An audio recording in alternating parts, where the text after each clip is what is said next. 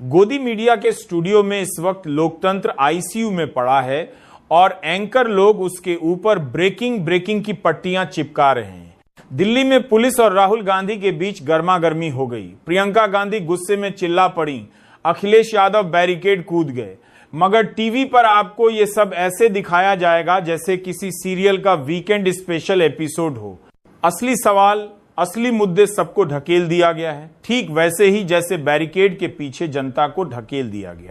लेकिन उससे पहले इस वीडियो को लाइक कीजिए, अपने दोस्तों और परिवार के साथ शेयर कीजिए और कमेंट में लिखिए आप इस वीडियो को भारत के किस शहर या राज्य से देख रहे हैं, क्योंकि ये जो कहानी है ये टीवी की नहीं, ये आपकी आंखों की देखी है। दोस्तों, इस वक्त राजधानी में जबरदस्त हाई वोल्टेज ड्रामा चल रहा है। संसद के मकर द्वार से बाहर निकलकर 300 सांसद, जी हां, पूरे 300 सांसद जैसे एक साथ उमड़ आए हों। ये वही सांसद हैं जिनके पीछे आज चुनाव आयोग का दफ्तर है और सामने राहुल गांधी का खुलासा जिसमें एसआईआर का मुद्दा शामिल है। जैसे ही सांसद संसद भवन से बाहर निकले, चुनाव आयोग के दफ्तर तक पहुंचने से पहले ही पुलिस की एक मोटी दीवार खड़ी हो गई।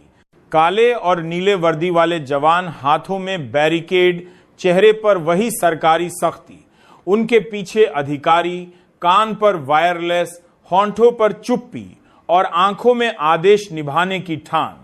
राहुल गांधी वहां मौजूद थे।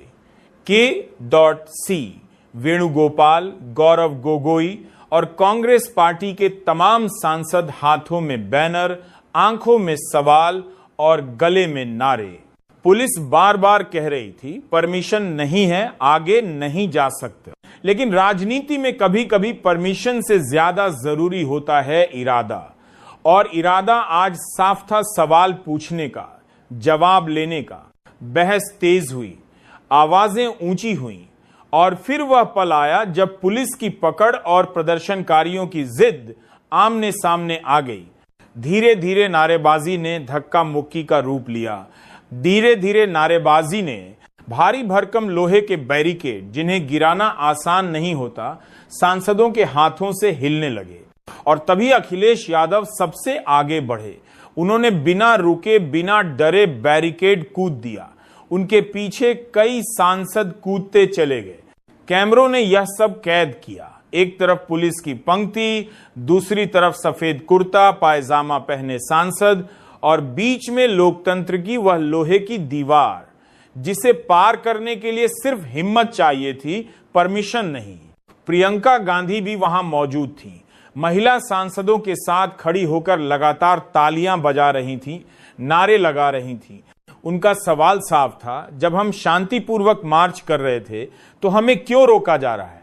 बार बार यही नारा गूंज रहा था, बीजेपी मुर्दाबाद, एसआईआर वापस लो, चोरी बंद करो, चोर चोर। सांसदों की आवाजें पुलिस के सायरन से भी तेज सुनाई दे रही थी। इंडिया गठबंधन और कांग्रेस पार्टी का आरोप है चुनाव आयोग सवालों से भाग रहा है, जवाब देने से बच रहा है और अब तो शांतिपूर्ण प्रदर्शन की भी अनुमति नहीं देता। सवाल वही, अगर डर नहीं है तो रोक क्यों रहे हो? गौरव गोगोई ने मार्च शुरू होने से पहले कहा था, दिल्ली पुलिस जो अमित शाह के अधीन है, उसे ध्यान रखना चाहिए कि मार्च शांतिपूर्वक हो। लेकिन यहां तो शुरू होने से पहले ही रोक दिया गया।